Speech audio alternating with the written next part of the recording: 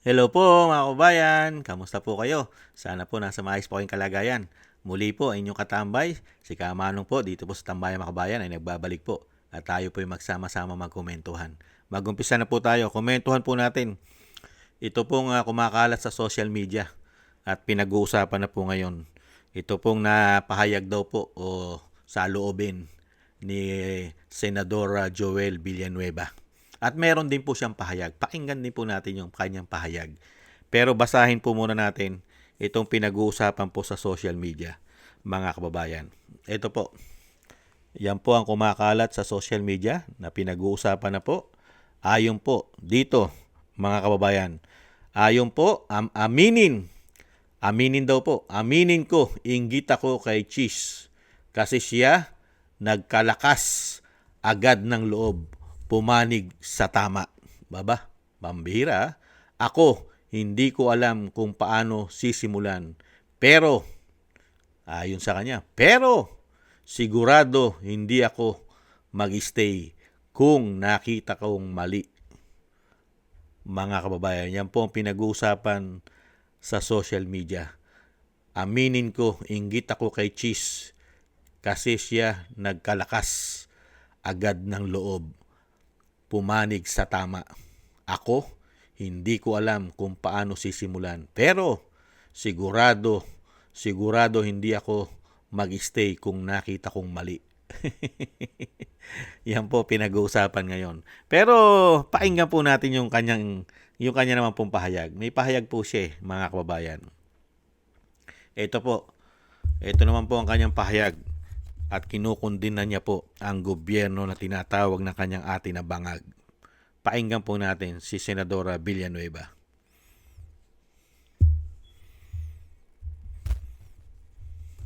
Pasensya na. Paulit-ulit na lang. Ilang beses na po tayong idinadawit. Una sa mga budget hearings, BICAM na, tapos sa GAA. Ngayon naman daw po, nasa unprogrammed funds. Sino po ba ang may kapangyarihan sa unprogrammed funds? DBM? DPWH? Speaker? Senate President? O mismong Presidente? Hindi po tayo ang nagpasok sa unprogrammed funds at madali pong patunayan yan. Lahat ng ginagawa natin, verifiable. Ang mga ebidensya na ibinabato sa atin, hanggang ngayon wala. At hanggang ngayon, nagkakalap. Ang ordinaryong senador po, wala pong ganyang kapangyarihan. Lahat na lang po, kapag Bulacan daw, kay Joel yan. Flood control, lahat po ng opisyal na sangkot nagsabi na, wala po tayo o si Joel Villanueva na kinalaman doon. Kickback daw po na tumataginting na 30%. Ni kontraktor o proyekto, wala din pong maipakita. Ano to? Para bang basta na lang po ako gagawin na punching bag? Sa mga kababayan ko po sa Bulacan, huwag po tayong magpapadala sa mga nanggugulo at nagpapakalat ng fake news. Simula pa lang, ang dami na pong kwento. Mula sa budget insertion di umano, ginamit lang tayo at dinaan dun sa Bulacan, hanggang sa naging BICAM, hanggang insertion sa BICAM, tapos contractors, litrato sa cellphone, tapos paulit-ulit sabi gaa-gaa, at ngayon unprogrammed. 10 beses na po nagbago ang paratang. Pero iisa lang ang katotohanan. Lahat po ito walang laman. Photoshop at narinig daw di umano. Klaro po sa akin, sindikato, may interes sa 2028, may gustong sumikat, at ako raw po ang gustong ialay bilang sacrificial lang. Huwag po nating kalimutan, nag-umpisa po itong lahat ng ito noong yung name that cannot be mentioned, eminensyon ni Joel Villanueva, si Zaldico, na naglagay ng napakaraming congressional insertion, lalo na sa ating lalawigan sa Bulacan, noong 2023. Dahil po sa pagkakadawit ni Zaldico, nag-umpisa na ang pagkasira at pagbato ng putik sa ating pangalan. Tama na, sawa na po tayo sa paratang na walang pruweba na hanggang ngayon hinahanap pa ang ebidensya laban sa atin. Labanan na lang po natin ito sa tamang forum, sa korte. Ididimanda ko po sila at doon ko din po sila haharapin lahat. Sa taong bayan, wala po tayong tinatago. Hindi po tayo nagnanais mag-abroad. Nananatili po na nakatutok tayo sa tunay na trabaho, ang maglingkod ng tapat at may malasakit. Maraming salamat po. Yan po, ang pinatutukuyan po dyan mismo niya ni Villanueva sa kanya pong statement ay mismo po ang tinatawag na kanyang ati na bangag. Sino raw po ang may kakayahan, lalong-lalo po sa paggawa at pagpirma ng budget ng GAA?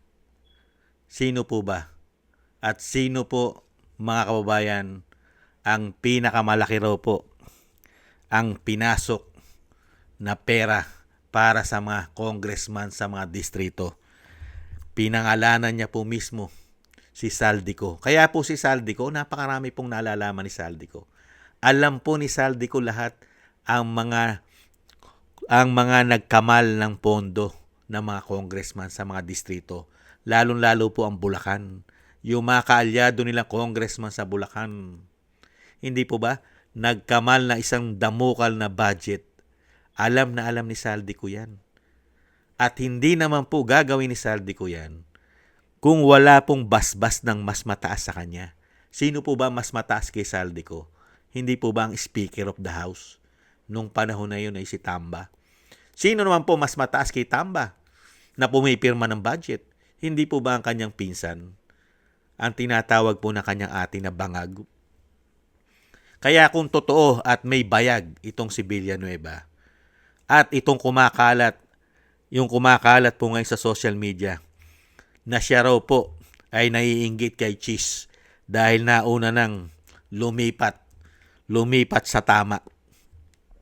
Ngayon, kung itong statement ni Villanueva na ito ay totoo at siya ay iniipit lang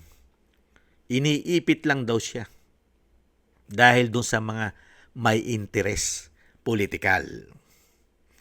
Kung talagang wala kang kinalaman at wala kang insertion, excuse me po, at wala kang flood control na sinasabi mo, bakit hindi mo sila labanan? Dahil sabi mo, lalabanan mo sila sa korte.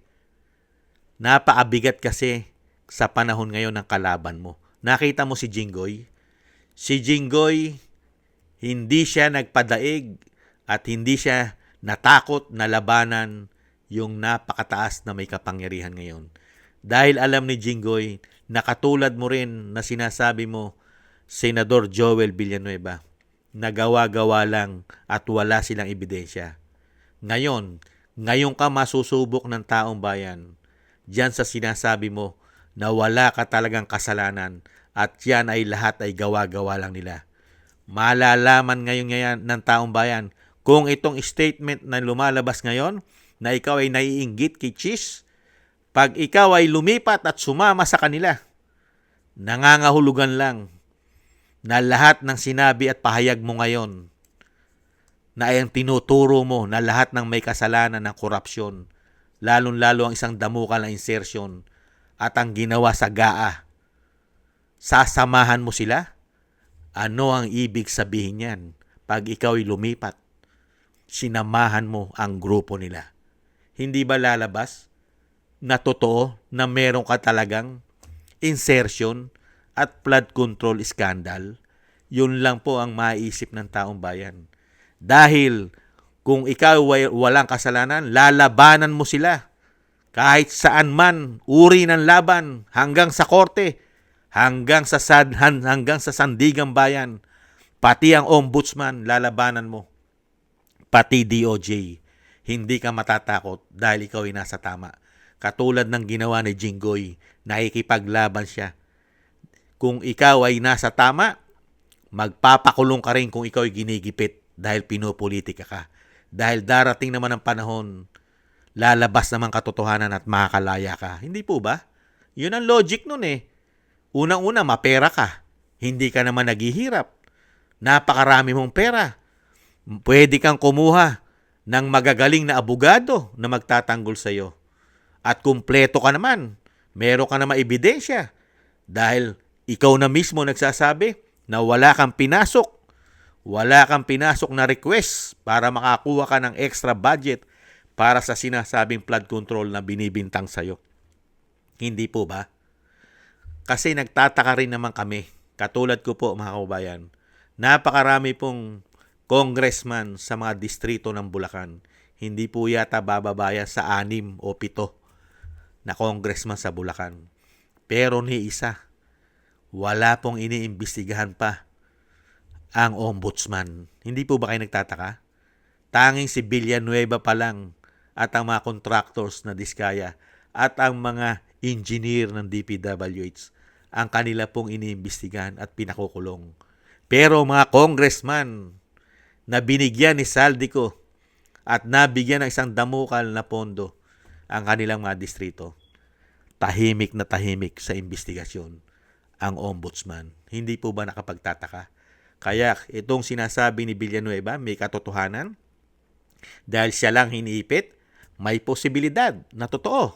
Hindi po ba? Kaya lumabang ka. Ngayon, pinagmamalaki na ng kabila no itong minority na napakahilig, mahilig umagaw dahil sakim sa kapangyarihan. Kahit wala pang 13, kumukuha na ng kapangyarihan dahil sakim, dahil kailangan proteksyonan ang bawat isa sa kanila.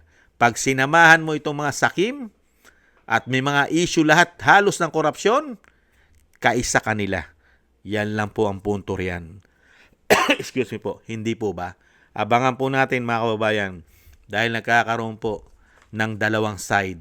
Itong kumakalat na sinasabing saloobin ni Villanueva na siya'y naiinggit kay Escudero at dito naman sa kanya statement na talagang lalaban siya kahit saan hanggang sa korte at magdidemanda pa siya dahil siya'y nasa tama.